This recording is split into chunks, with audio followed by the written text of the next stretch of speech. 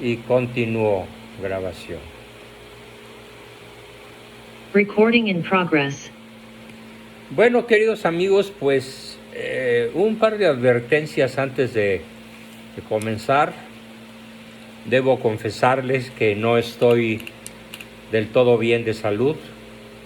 Sin embargo, de haberme quedado a reposar en mi cama buscando seguirme reponiendo, pues la verdad no me hubiera sentido bien.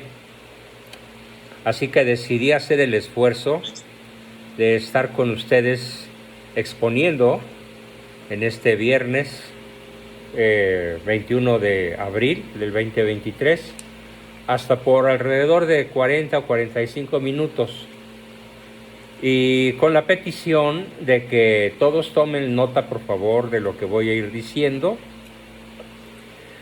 También el día de mañana este video quedará subido a todos los grupos, a todas las personas, para que, aparte de las notas que hayan tomado, lo puedan volver a ver, y el próximo lunes podamos abrir la sesión de comentarios, misma que hoy no creo poder atender, debido a que sí estoy haciendo un esfuerzo sumamente alto para estar con ustedes.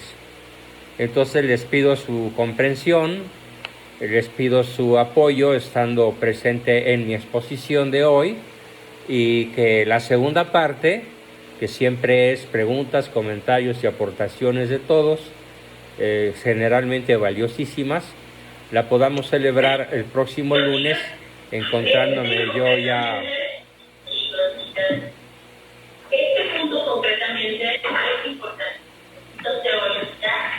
bastante menos afectado de salud de como me encuentro hoy.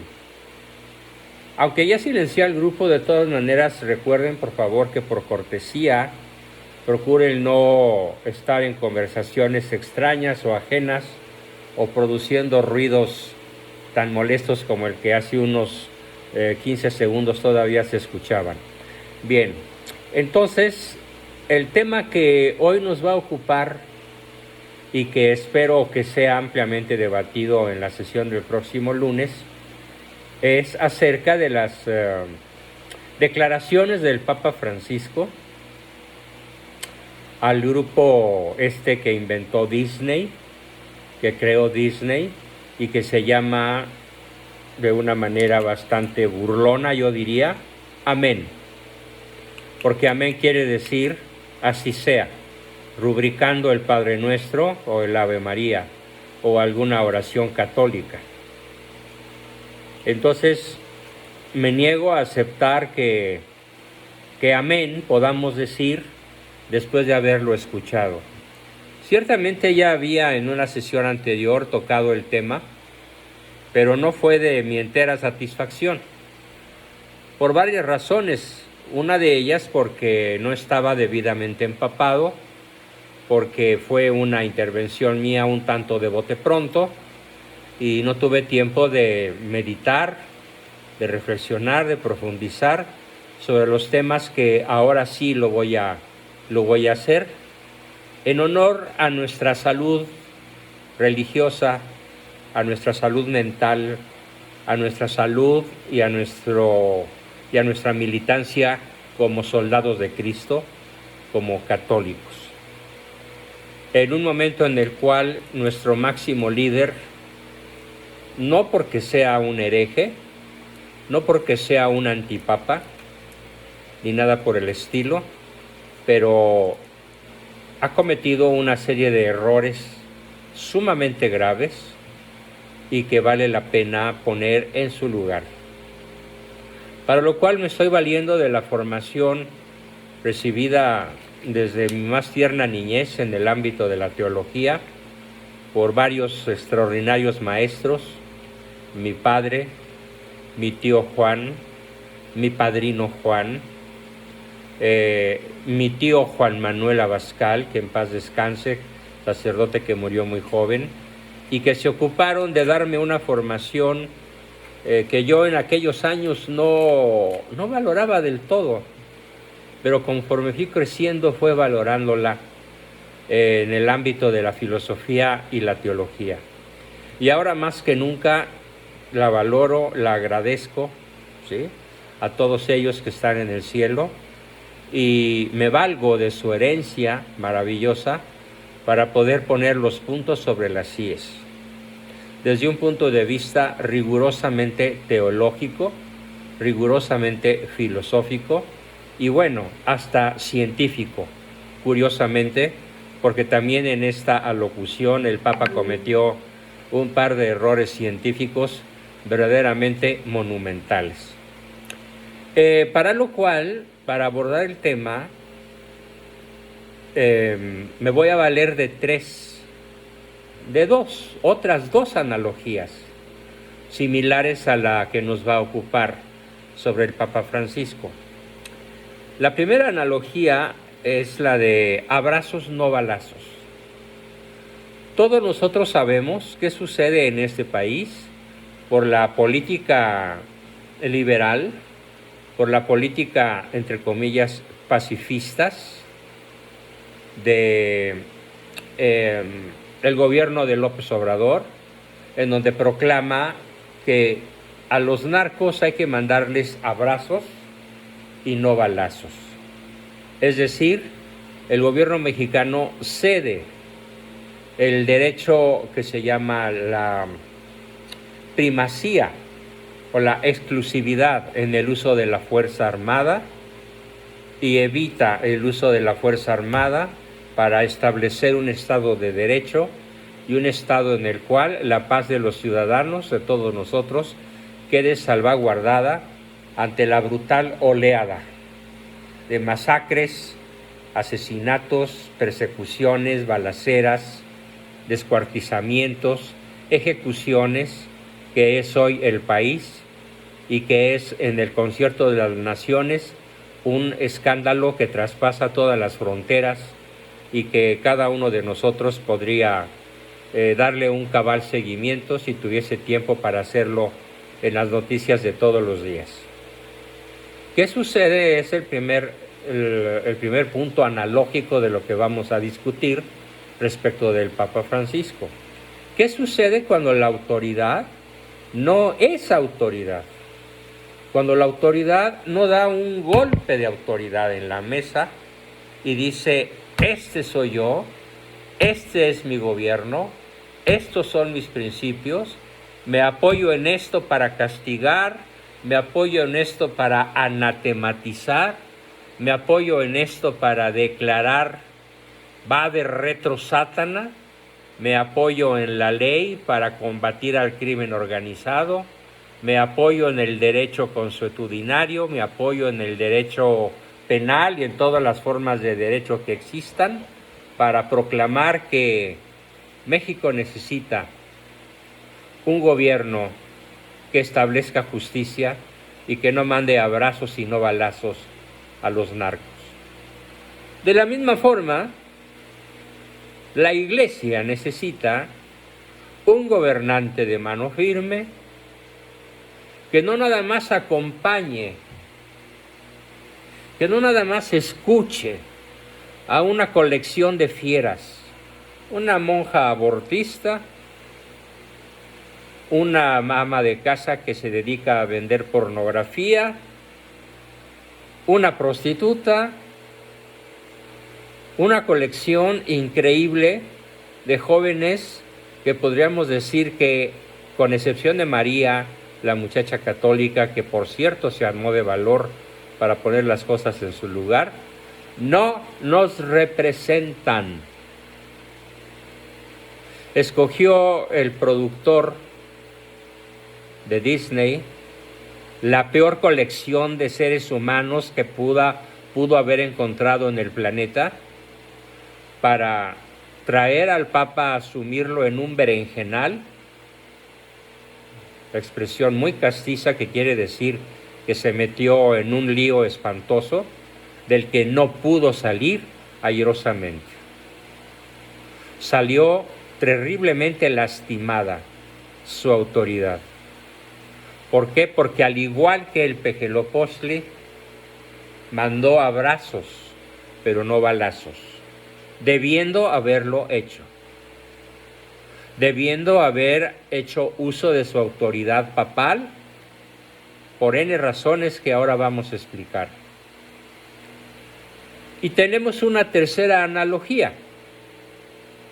La tercera analogía tiene que ver muchísimo con mi profesión.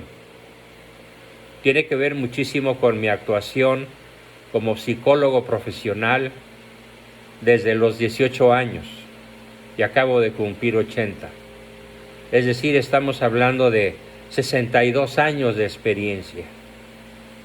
Y vale la pena platicarles aquí mi evolución para aquellos de ustedes que no la conozcan. Y que esta evolución, al ser explicada, les pueda permitir a ustedes entender con mayor facilidad el por qué me siento tan ofendido, tan decepcionado, tan enojado, tan indignado con la postura del Papa Francisco. Dicho sea, con todo respeto a su persona y a su investidura, y sin que en ningún momento yo pueda cometer la temeridad y el grave pecado de señalarlo como anticristo, como antipapa o como hereje, porque por fortuna se cuidó muy bien desde que tomó el pontificado hace 10 años, se ha cuidado muchísimo y no ha hecho ninguna declaración ex cátedra, ninguna declaración en cuanto vicario de Cristo. Solamente ha hecho declaraciones a título personal. No sé si sea astucia, no sé si sea prudencia, que es la astucia de la falsa prudencia o astucia de la carne, así se llama astucia. No sé qué sea, pero el hecho es que no ha hecho ninguna declaración ex cátedra y las que acaba de hacer a este grupito encabezado por algún cineasta de Walt Disney, tampoco tiene ningún sesgo de doctrina apoyada en el magisterio supremo que él representa. ¿Por qué no lo ha hecho? Digamos que por razones que él guarda en su real pecho y de las cuales pues ninguno de nosotros podría decir con toda certeza a qué se debe. Pero el hecho es que no lo ha hecho. Y existe entonces la tercera analogía profesional a la que me voy a referir, para que se entienda mi postura, queridos amigos. Cuando yo cumplí 18 años, iba en el segundo año de psicología, de 8 semestres. Iba cursando el segundo semestre. Ajá. Y todavía pasarían otros 6 semestres antes de que terminara. Pero era tal la necesidad en mi entorno de comenzar a realizar psicoterapia de apoyo a múltiples personas deprimidas, bipolares, maníaco-depresivas, obsesivo-compulsivas, que rodeaban mi ambiente escolar y mi ambiente familiar, que comencé a trabajar. Y muy pronto me enfrenté de manera muy violenta, no por mi parte, sino por parte de mis profesores, que fueron los que ejercieron la violencia, a una terrible realidad. Y esta realidad es lo que se llama neutralidad ética del terapeuta.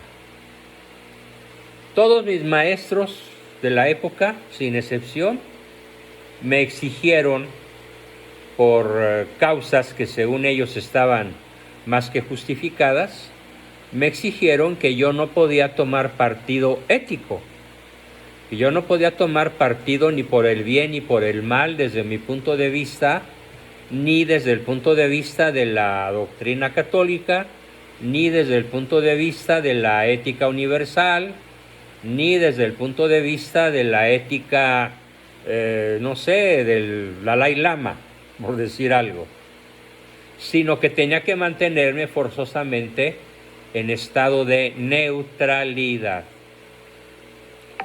Bueno, el choque con mis maestros fue creciendo fue creciendo de leve a un poco menos leve, un poco más fuerte, más y cada vez más fuerte. Y ya para cuando cursaba yo el último semestre de la carrera, y tenía yo una buena cartera de clientes que recibían terapia de mí, yo ya había decidido, ¿qué creen? Mandar al diablo olímpicamente la neutralidad ética y tomar partido por la ética de cara a las necesidades éticas, religiosas, culturales, psíquicas, de salud mental de mis pacientes. Voy a poner un ejemplo que me acaba de suceder. De hecho, a la persona que es el punto de partida para el ejemplo que voy a poner, lo invité a participar en esta sesión. No sé si esté, por más que recorro la pantalla para ver si anda por ahí, no lo veo, pero ya tendré tiempo de que vea el video y discutirlo con él en persona. Les cuento, sin que pueda ninguno de los datos que voy a dar permitir su identificación.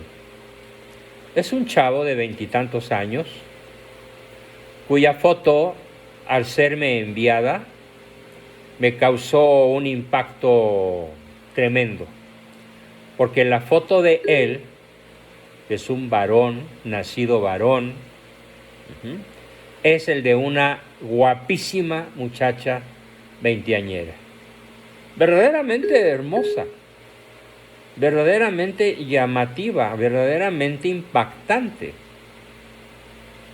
Sobre todo un rostro que podríamos calificar de una clásica y extraordinaria belleza.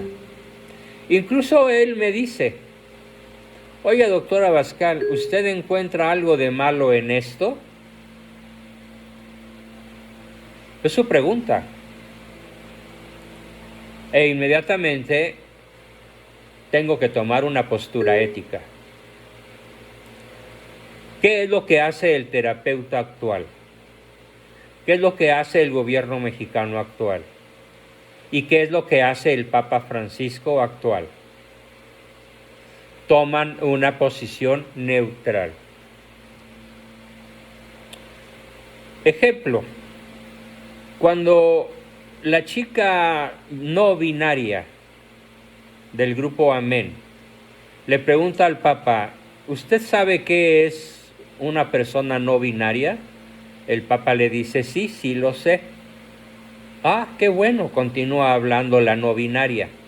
Pero el Papa en ningún momento le dice que el comportamiento no binario es contra natura y que está actuando contra la ley de Dios y que corre riesgo de condenación eterna. No le dijo absolutamente nada parecido.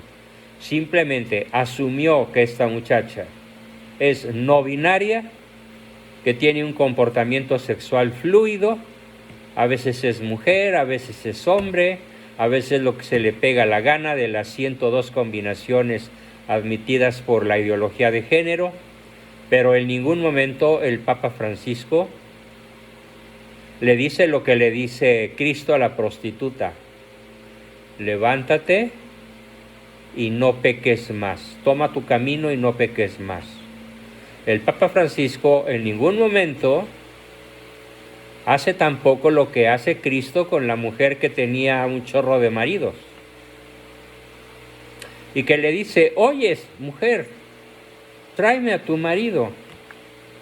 Y ella le contesta: no tengo marido, Señor.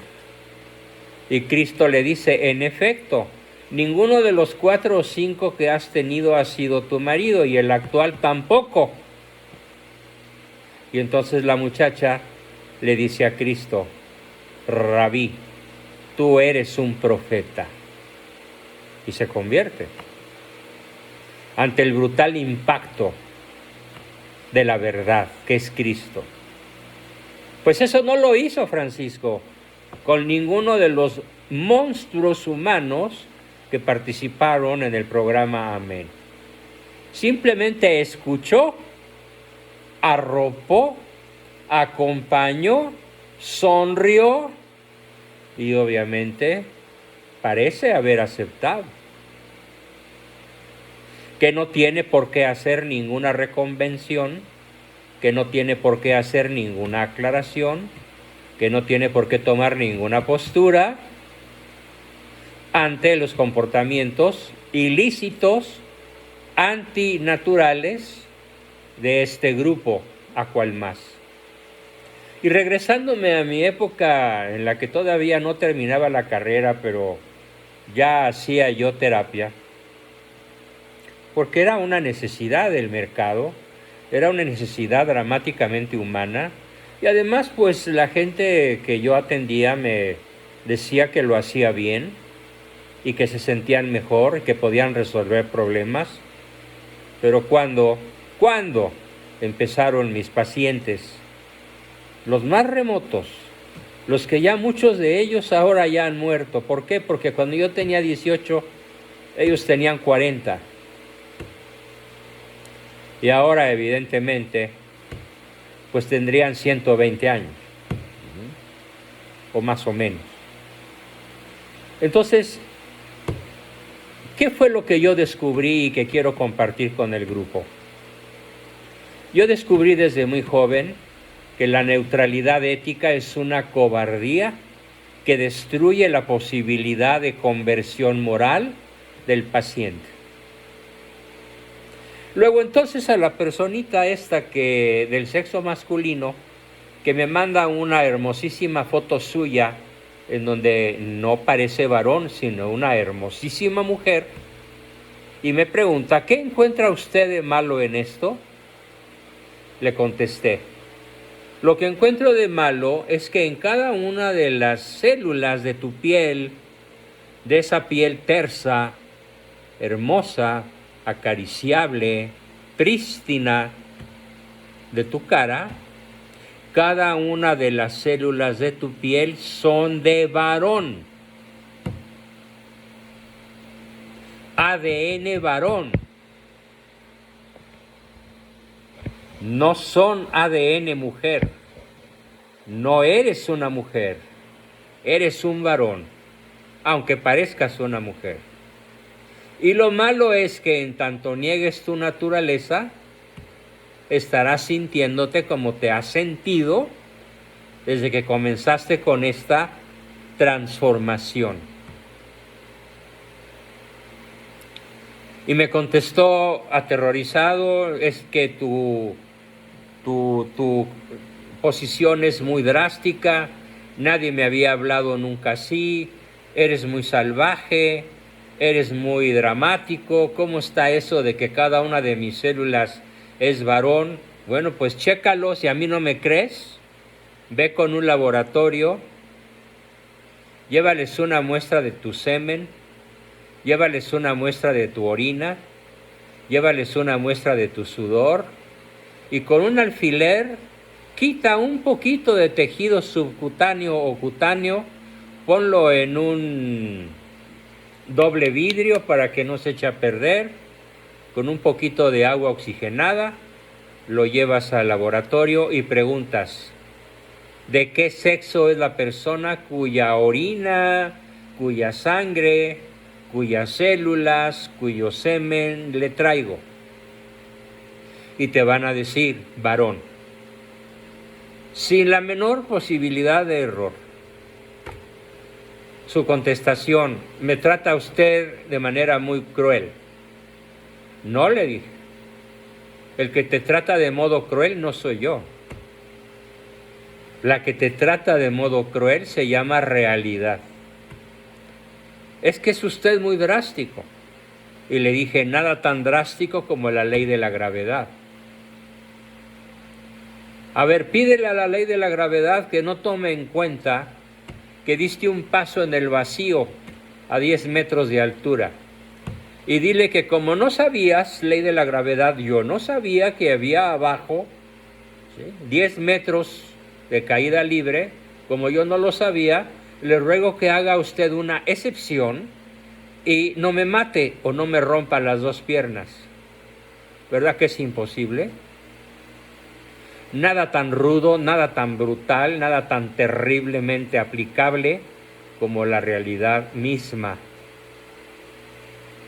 Así que a mí no me acuses de drasticidad, a mí no me acuses de lo que tú estás haciendo al revés. Y entonces le dije lo que yo descubrí desde muy joven, a mis 20 y tantos años de edad, probablemente 22, 23, yo descubrí y lo planteé a mis maestros de la Ibero. Y se armó la gorda. Y estuve a punto de no lograr la titulación porque me decían que yo iba en contra de la psicología clásica. Y me pidieron firmar un papel en el cual yo declaraba como compromiso el mantener la neutralidad ética ante mis pacientes. ¿Y qué creen que hice con el papelito aquel? Lo rompí en 1000 pedazos y se lo arrojé al director, el padre Meneses, en su escritorio. Y le dije, si esto me cuesta no titularme, pues no me titulo. Y crearé yo mi propia escuela y seguiré yo por mis propios medios al margen de mi alma mater. Bueno, no es para tanto. Nunca firmé el papel y sí me titulé. Me impuse. ¿Pero por qué? ¿Por capricho? ¿Por defender mi punto de vista? No, porque yo ya había descubierto algo que espero que me acompañen todos a escucharlo, por favor. Nada enferma tanto la mente humana como el pecado mortal. Nada enferma tanto la persona humana como la comisión de actos contra natura. Nada destruye tanto el equilibrio de la psique humana como vivir con la conciencia intranquila. Porque a la conciencia no hay manera de tranquilizarla más que con el arrepentimiento o con la verdad, pero no con tranquilizantes, no con mentiras, no con salidas en falso. La conciencia, gracias a Dios, es la voz de Dios en el seno de nuestra mente, en el interior de nuestra persona. Y hay quien la encallece y quien la compra y quien la deforma, pero en el fondo de cada uno de nosotros, la conciencia dice, aquí estoy y estás actuando mal.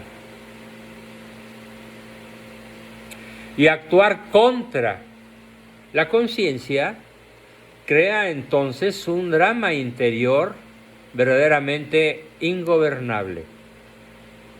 Porque ahí está la conciencia, piensen en el lenguaje mexicano, ahí está la conciencia, dale y dale y dale y dale.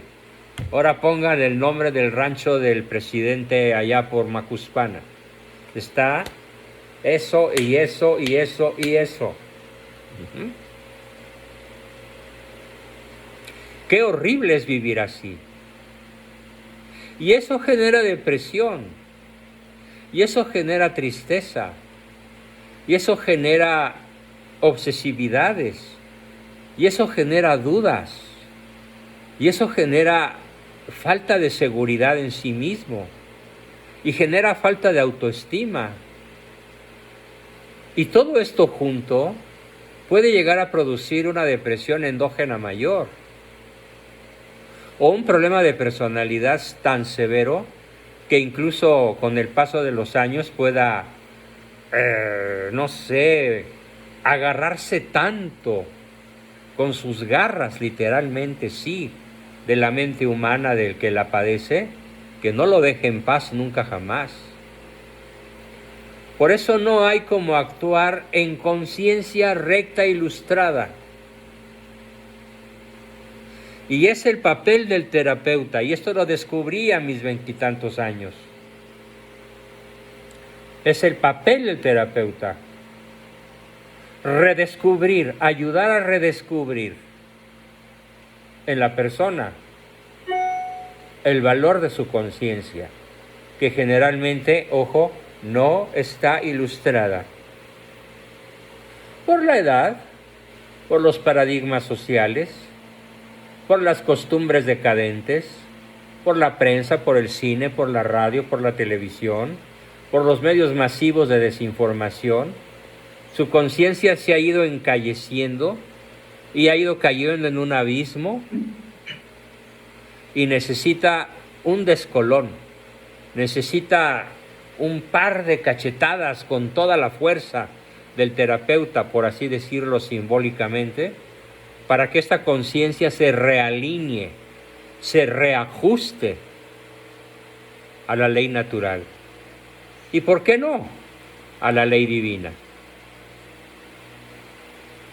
Porque si somos honestos, en las familias aún más católicas,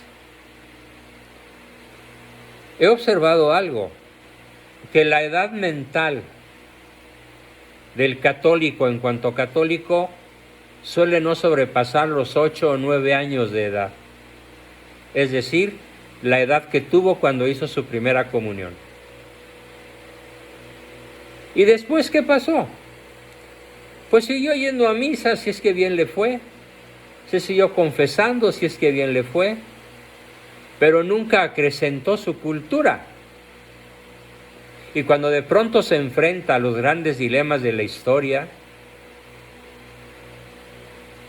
el aborto, por ejemplo, en cierto tipo de circunstancias, en donde parece que por violación u otras cosas parecidas, el aborto procede éticamente, pues acaba por ceder, porque su conciencia no está legítimamente ilustrada.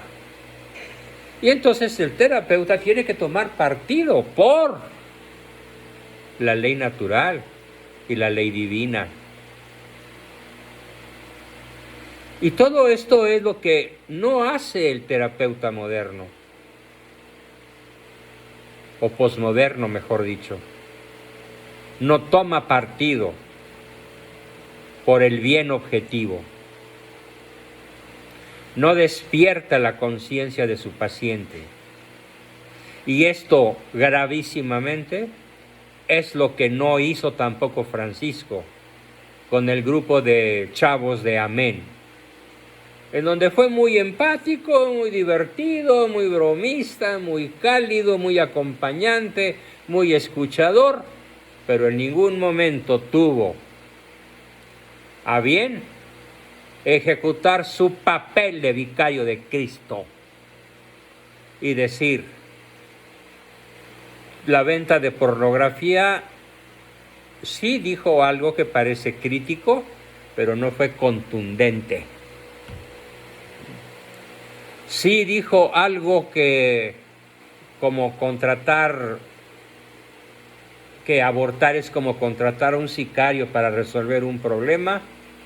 Sí se manifestó en contra del aborto, pero tampoco de una manera suficientemente contundente y clara ante la nación y el mundo, urbi et orbi.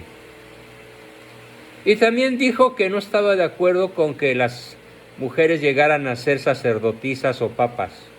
Qué bueno, ahí sí fue suficientemente claro, alegando incluso razones teológicas.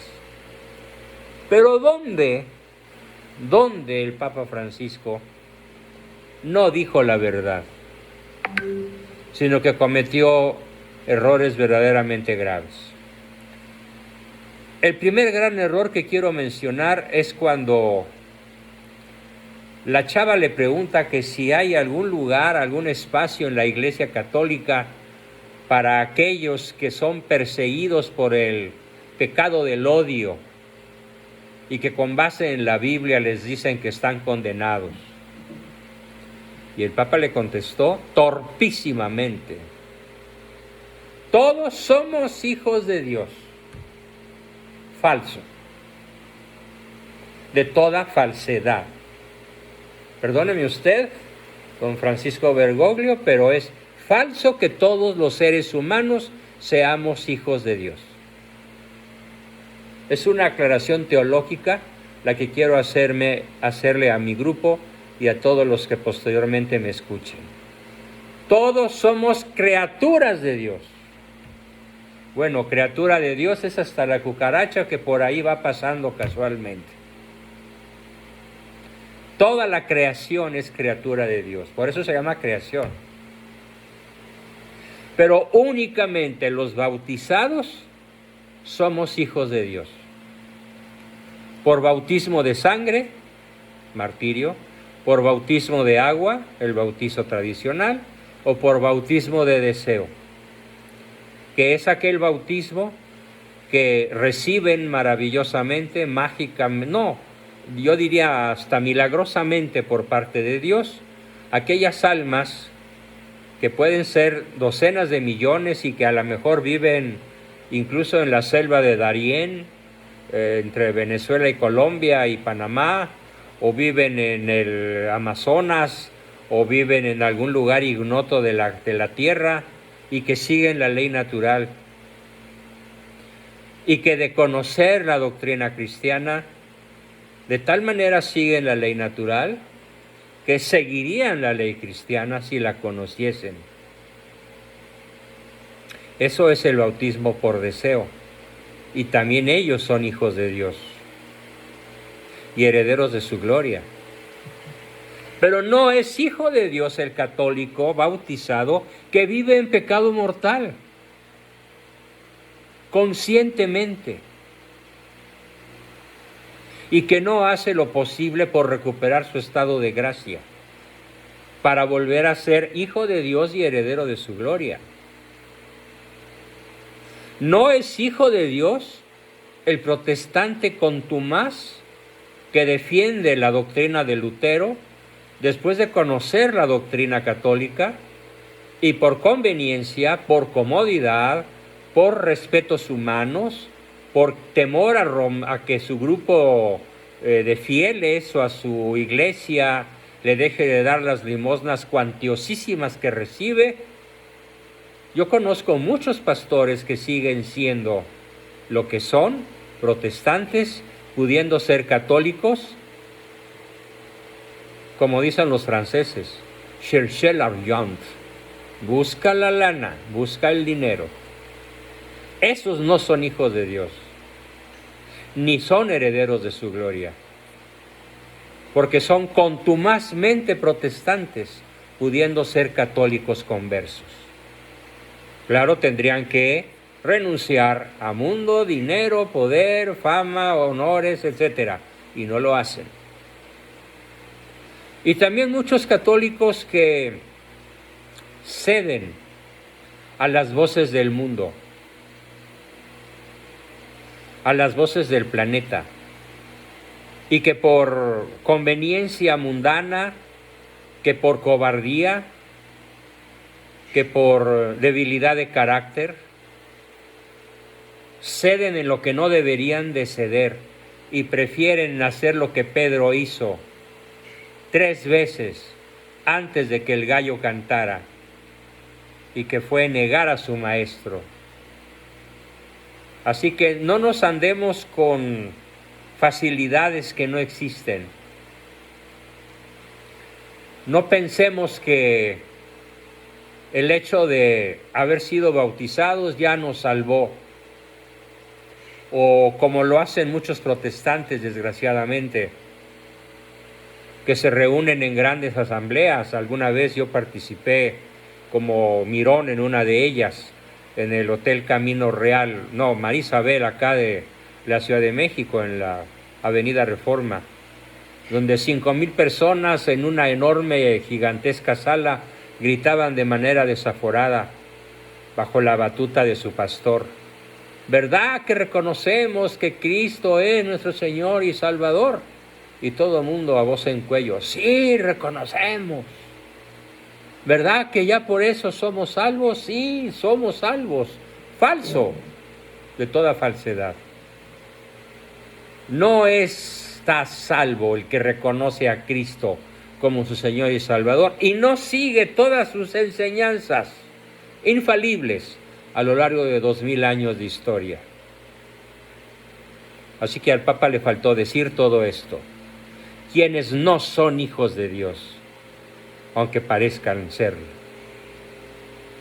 Al contrario, acogió a esa bola de fieras posmodernas, por llamarlo de manera elegante, los acoge y los aplaude, y no los convierte, no los exhorta, no les dice lo que le dice Cristo a la mujer que tiene 4 maridos, de los cuales no se hace uno.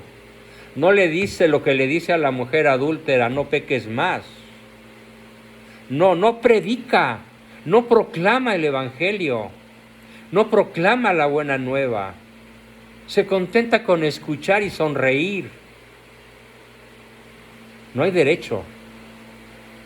Y luego comete un error científico verdaderamente patético. Hablando del aborto, justamente, dijo Francisco que el ADN humano está perfectamente delineado alrededor del mes de gestación, o sea, 4 semanas. Qué bueno que mueves la cabeza, Jesús Martínez.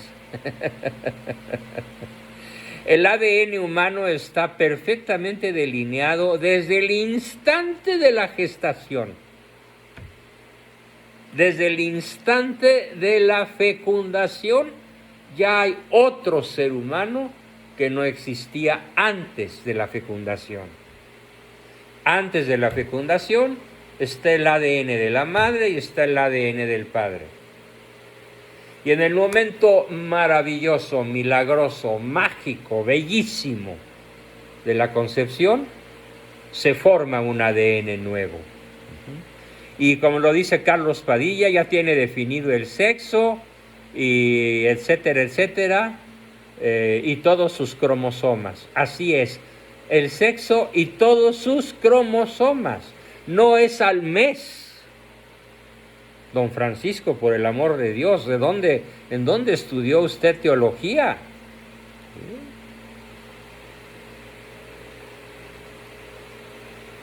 Germán pregunta, profesor, ¿se le pudiera perdonar porque no es biólogo ni doctor? Solo hay que decírselo. Óiganme, no es así. Es la máxima autoridad de la Iglesia Católica. Y la legislación sobre el aborto no dice, la legislación católica sobre el aborto, no dice que antes del mes se pueda abortar. Porque como todavía no está delineado el ADN, todavía no es una persona. Falso. Aquí dice Carlos Padilla algo fundamental. Al menos debió prepararse bien para enfrentarse a ese grupo, por supuesto. Pero a ver, vamos a suponer que no se hubiera enfrentado a este grupo.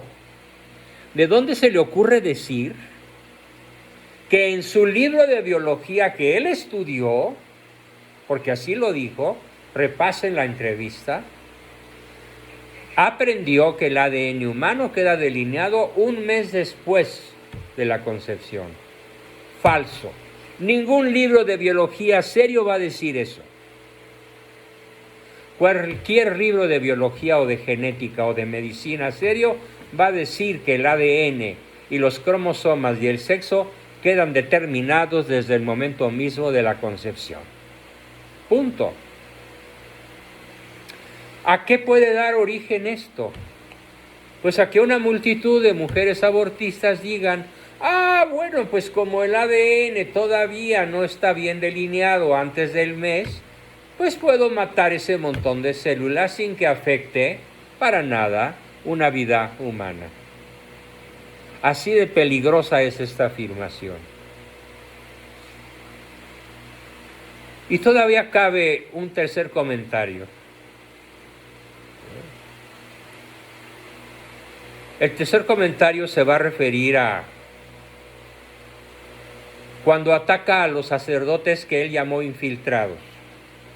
Cuando la muchacha le pregunta: oiga, pero es que hay unos que con base en la Biblia nos dicen con discursos de odio que no entraremos al reino de los cielos, porque no entrarán al reino de los cielos Ni las prostitutas, ni los adúlteros, ni los homosexuales, ni los ladrones, ni los mentirosos.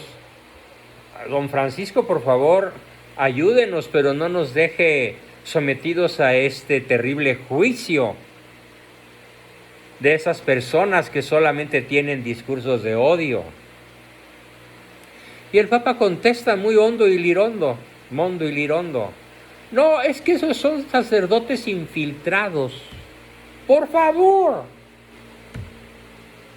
de llevarse las manos en la cabeza y decir, no es posible.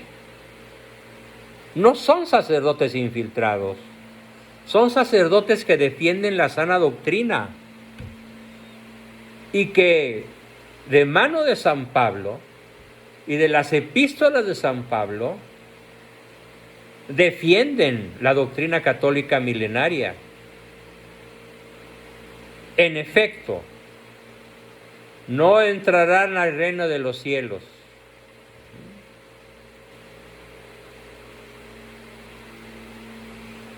Ya dije quiénes. No entrarán al reino de los cielos. Los homosexuales. Lo siento. No me refiero, obviamente, al homosexual casto. Al homosexual que es casto, como lo es, puede ser también un heterosexual. Aquel que practica la castidad de manera voluntaria, con independencia de cuál sea su orientación sexual, alcanzará el reino de los cielos, al menos por ese rubro, porque por ahí no estará pecando. Pero el homosexual práctico, el homosexual que además sale orgullosamente del closet y que presume su orientación ante su familia y que sume a su familia en un drama de tristeza, de decepción, de desesperación, esa persona no entrará al reino de los cielos. ¿Sí? Dice Germán que el Papa pudo haber estado mal asesorado. Bueno, pues, pero es el Papa. Es el Papa. Y sabía que se iba a enfrentar a este grupo. ¿Por qué no se preparó a fondo? Es pregunta, no es un juicio, es una pregunta. Y la contestación, pues nadie la tiene. ¿Por qué no se preparó a fondo? No lo sabemos. No sabemos si fue por desidia, por pereza, por considerar que ya lo sabía todo, por creer que ya estaba bien preparado, porque no sabía a qué clase de fieras iba a enfrentar, por lo que ustedes gusten y manden. Claro, yo sostengo que caras vemos y corazones no sabemos, y que del fuero interno no podemos juzgar a nadie. Pero decir que el cigoto define a la humanidad de cada persona desde su momento mismo de gestación es una realidad científica, no es un juicio moral contra el Papa. Y aquí es donde la verdad científica tiene que ser proclamada, con independencia de quien haya cometido el error. E igualmente, sostener que todos somos hijos de Dios, y peor aún, dijo, la Iglesia no rechaza a nadie. Ustedes van a ver en la sesión del lunes que la Iglesia sí rechaza. A lo largo de la historia ha habido multitud de rechazos. En la sesión del lunes, que vamos a platicar mucho sobre lo que hoy he estado exponiendo, vamos a ver que hay cuando menos, más de 25, yo encontré 25 citas en las cuales Jesucristo claramente condena alguna acción humana. Cristo en persona. Y la Iglesia a lo largo de 2000 años, desde los profetas anteriores a Cristo hasta los del Nuevo Testamento, los evangelistas del Nuevo Testamento, y la tradición de 2000 años, hay más de 50 citas condenando comportamientos humanos y excluyéndolos de la iglesia. Claro que lo hay. Anatema sea, anatema sea, anatema sea. Lo vamos a ver. Porque obviamente mi intención es que todos seamos la mejor versión de nosotros mismos y que además de eso sepamos historia de la iglesia. Ya que estamos haciendo una mezcla, un popurrí de ambos cursos, de ambos talleres, nos va a servir extraordinariamente saber que en efecto la iglesia de manera tajante y contundente rechaza multitud de conductas por considerarlas de suyo pecaminosas y contrarias al orden natural o incluso contrarias al orden divino. Así que, en resumidas cuentas, este último error que estoy señalando es que los sacerdotes que señalan el error y excluyen de la iglesia a los pecadores contumaces de determinadas faltas graves, no son sacerdotes infiltrados, ni como dijo el Papa Francisco, tienen un problema sexual, tienen un problema de odio en su interior, tienen un problema emocional grave. Todo esto dijo Francisco y yo rechazo absolutamente esta tesis del Papa. No es posible, no es verdad que por sostener la sana doctrina él se atreva a señalar que tienen problemas psicológicos en su interior y que son infiltrados. Porque entonces, en última instancia, como ya lo dije en sesiones pasadas, el gran infiltrado sería San Pablo, porque es el primero que señala con toda su fuerza lo que acabamos de decir. ¿Quiénes son los que no entrarán al reino de los cielos? La lista es larga. Y no es solo una vez, sino varias veces. Queridos amigos, créanme que ya llegué a mi límite en cuanto a resistencia física.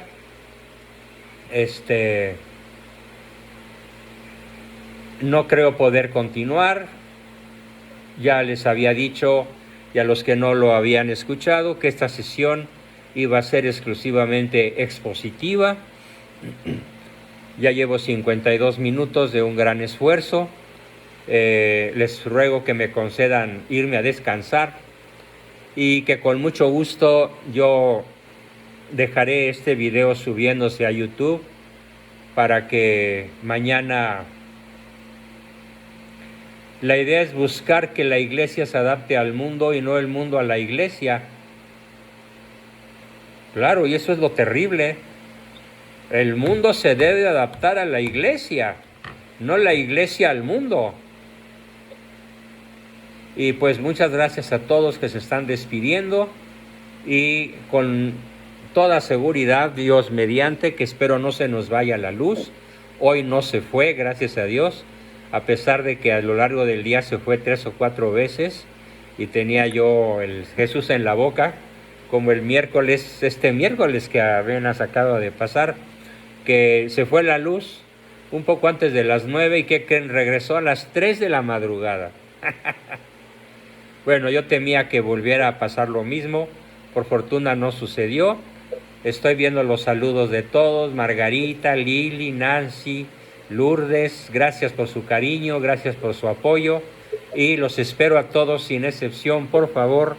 Este gran grupo de 70 personas que hoy me acompañó, no saben cómo se los agradezco, para que pongamos punto final a nuestras discusiones, a nuestros puntos de vista y nuestras aportaciones sobre este acontecimiento tan importante, que es el que acabamos de exponer y que no tiene más que una conclusión. Oremos a rodilla pelona por el Papa Francisco, con toda caridad. Bien, nos vemos el lunes un poco antes de las 9. Les mando un abrazo muy afectuoso, muy cariñoso y gracias a todos por su maravillosa presencia. Hasta la vista. Buenas noches. Buenas. Buenas Adiós a noches. todos. Chao. Gracias por ese gran esfuerzo. Buenas noches a todos. Buenas noches. Cuídate mucho. Buenas noches a todos. Excelente el tema, gracias. profesor. Gracias a todos. Recording stop.